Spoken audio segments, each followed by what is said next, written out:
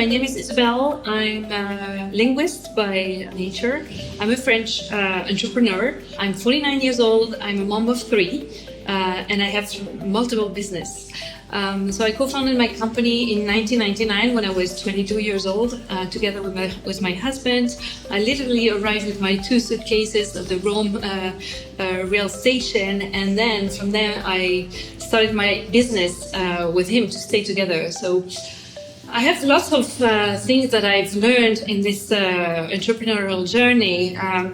And it hasn't been really easy for me as a woman, first to move from my own native country and then resided in a different one, leaving my whole family. So that has been a challenge. But also business-wise, I had to find my voice and to find my place also in my own company.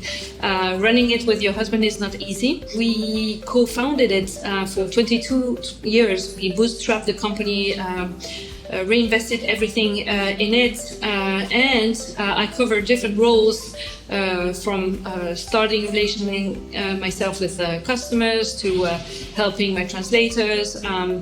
But what really shaped our journey was taking care of the people, and I think I did that really, really well. And that has been always a major thinking in my head. How can I prepare for making a company that helps people thrive when they come to spend a little bit of their life with us in this entrepreneurial journey. So to me, this is something that is very unique as female founders and female in general. This empathy that we have for people, it's a really great driver.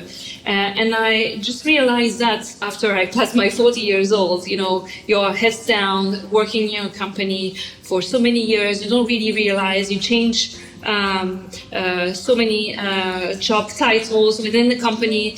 And at some point, I think I had none, but I was the glue between all my people without having a real title. I was a co-founder. What does a co-founder means, you know? So I realized that being the glue and making things work perfectly was something that I was good at. And finding also the courage to raising my voice, and even without a title, I had a very important role in the company. And at some point, it took me a little bit, I had a breakdown at some point. And with that breakdown, I realized that people were reaching out to me saying, hey, where are you? We need you. What are you doing? I realized that my role was important though, so I started being more confident and realizing that what I was doing was actually a good combination between my husband, that was a more visionary person, and myself that had intuitions with everything that I was doing. So settling everyone for success is something that is what I'm doing right now in my company. We have multiple business, and I think taking care of the people is something that is always a driver. And raising your voice, finding the courage, finding the network around you to support you is also something that I didn't have for a long period of time.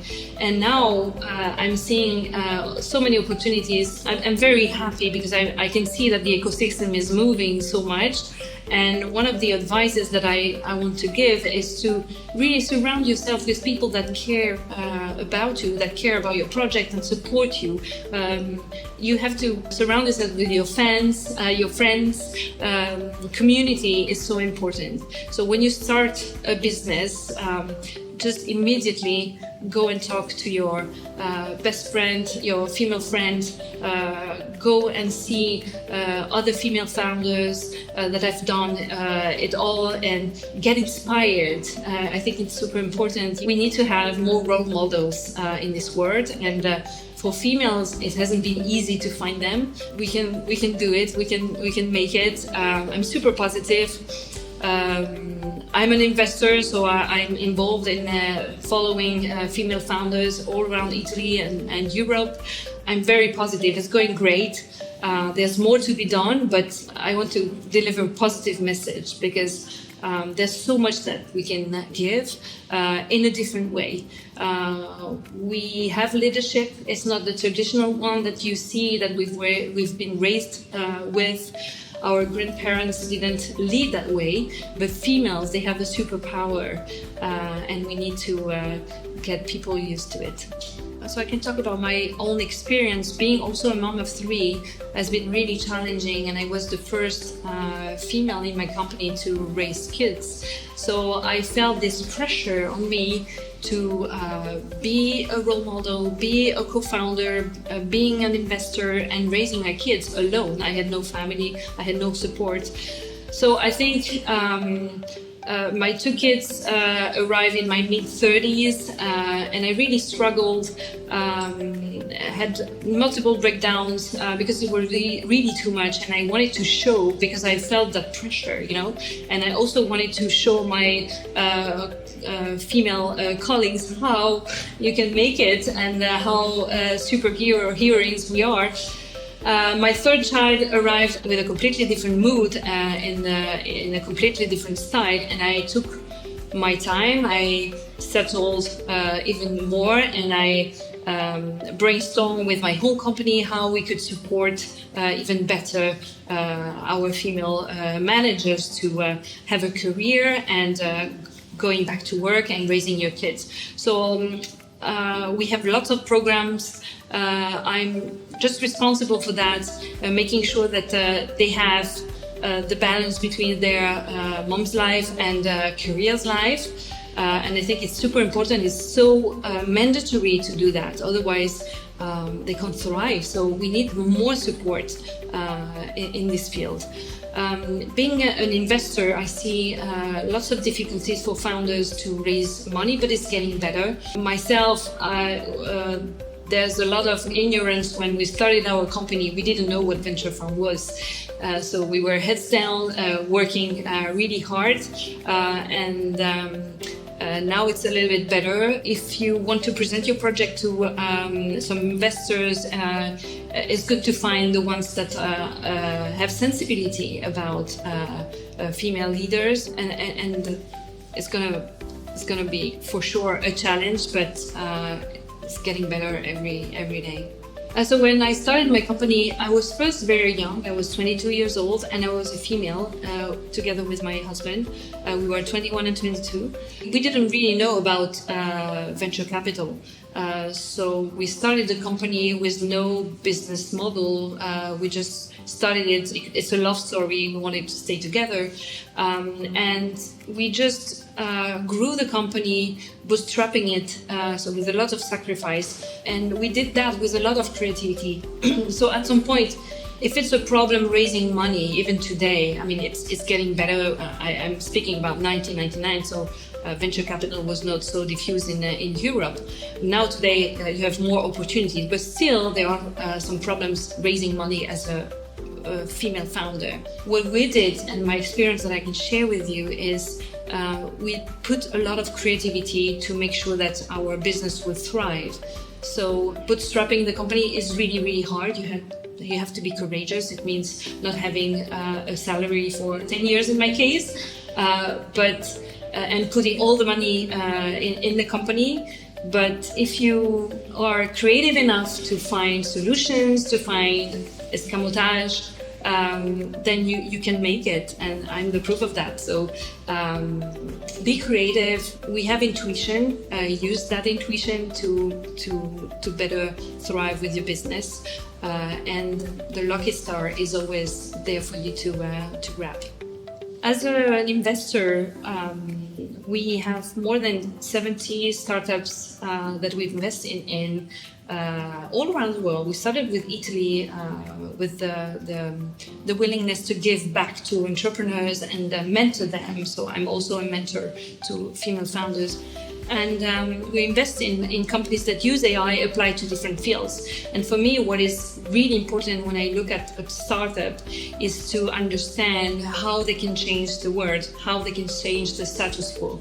So I'm investing in startups that are using AI to find the best cure for your cancer, thanks to AI, that are using AI for transportation. Anything that can improve our lives is good for me. Of course, I'm looking at the most potential startup, but what is important to me is that why do you do your business for? What is it for? What are you? Where is the needle moving in the future? And how are you changing that with your startup? So that's what I'm searching for. And how many people can you impact? That's also something very important. Having done technology, having used technology for the last 25 years, a combination of technology and humans, it's even more important to use our superpowers as women to lead with intuition, lead with empathy, and driving your team to the next level. I think the team and the people in the company is the real asset that you have, and creating culture is something super important to thrive for the future. And I'm a great partisan of that, and I've been trying to do that since the very first day, putting the people ahead of technology. It's me beyond AI, it's me beyond technology. AI can give you superpowers, but it's a work that you have to do with your team and with yourself to be resilient with technology. What I always say to my people is that you don't have to be scared. You just have to be prepared to change. Life is a long path away. When I started, it was the beginning of the internet. There were lots of threats for the worldwide economy.